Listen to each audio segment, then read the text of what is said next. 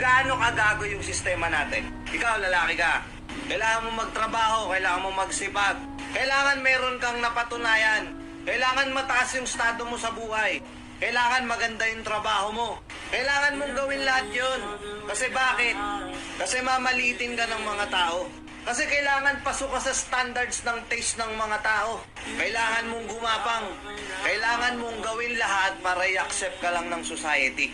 Igagala mo yung babaeng mahal na mahal mo kasi nakaipon ka na ng paunti-unti dun sa kakarampot mong kinikita sa trabaho. Gusto mo siyang dalhin sa kung saan, pakainin, i-date, para lang mapatunayan mo sa kanya na mahal mo siya. Anong sasabihin ng mga kaibigan niya? Ano ba yan? Saan ka ba dinala niyan? Turo-turo? Tabing kalsada? Food trip?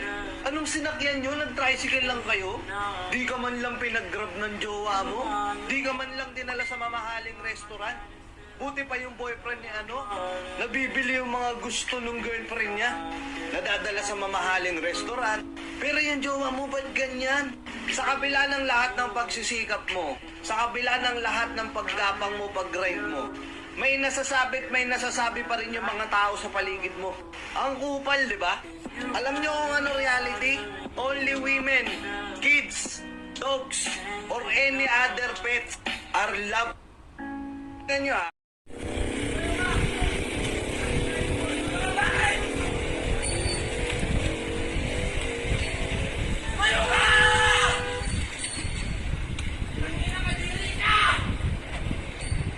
May boyfriend ako, nakalandi.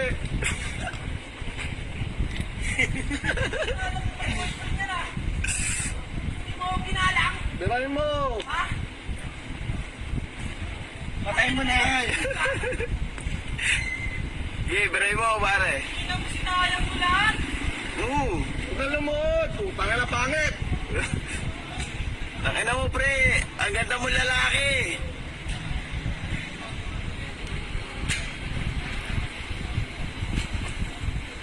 Ayakap ka pa. Naku! Sablay. Yeah, biray mo.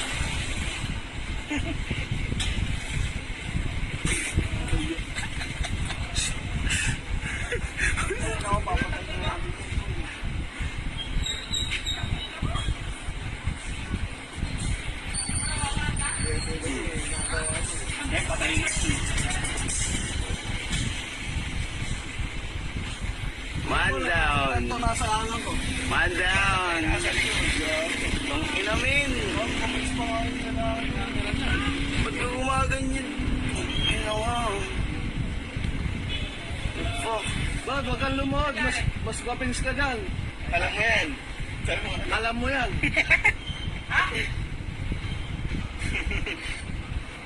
Ibigay mo.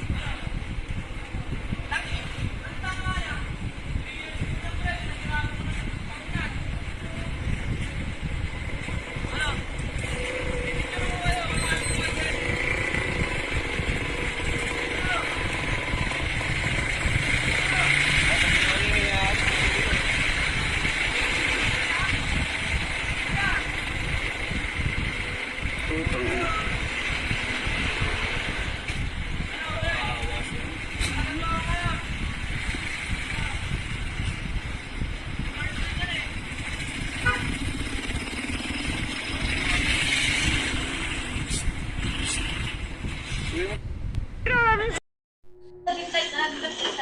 O bakit? Yung kalokohan mo. Eh, tignan mo, anong ebidensya yan? Saktan mo ako. Anong ebidensya yan? Saktan mo ako? Oh. Sasaktan Anong mo ginawa mo? Anong ginawa mo? Saktan mo ako.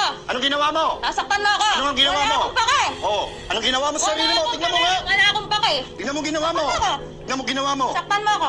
Tignan mo ginawa mo. Saktan mo ako. Ba't kita sasaktan? Bakit nung ginagalaw yan? Inaano ka ba yan? Wala akong pake. Oh, wala kang pake. Inimpos mo. Inimpos mo. Inimpos mo. Ito ang tatay ko. Hindi mo tinapos.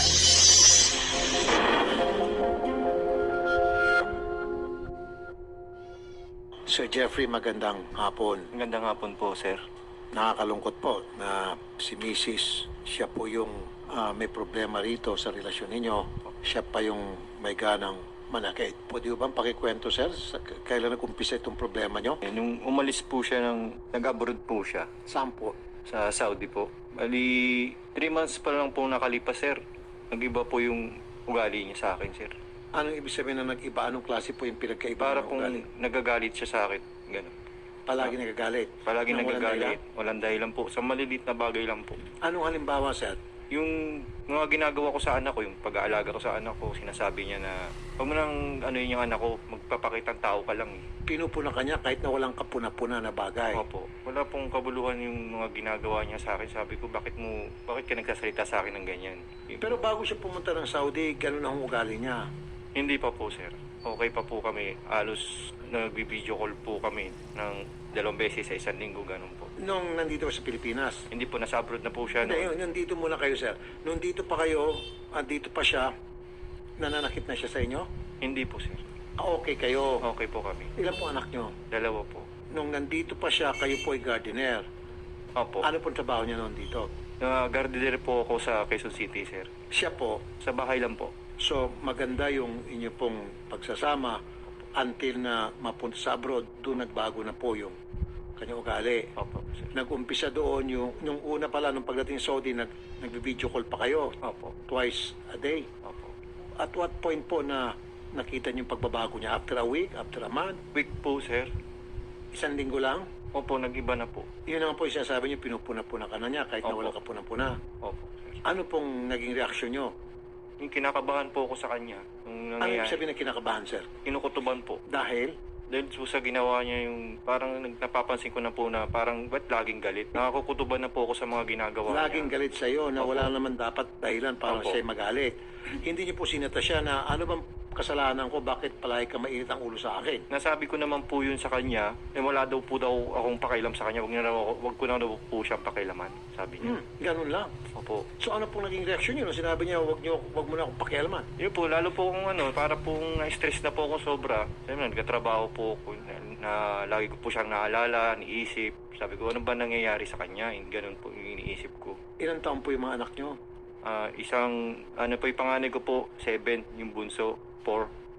Alam mo ba ng mga bata itong nangyayari sa inyo? Sir, nung nandito pa yung kasama ko pa po yung mga anak ko, nagbi-video call po sila nung may gulo na po kami noon eh. Bali, 1 taon na po nakalipas. Hindi ko naman po pinagdadamot sa kanya yung tawagan niya yung mga bata. Kinakausap niya yung mga bata, nilalapit ko pa sa kanya kahit na nag-aaway kami. Ang ginagawa ko, kinapakausap po sa kanya yung mga anak. Karapatan niya kasi yun. Yung sa video po na sinasabihan kanya saktan mo siya hanggang sa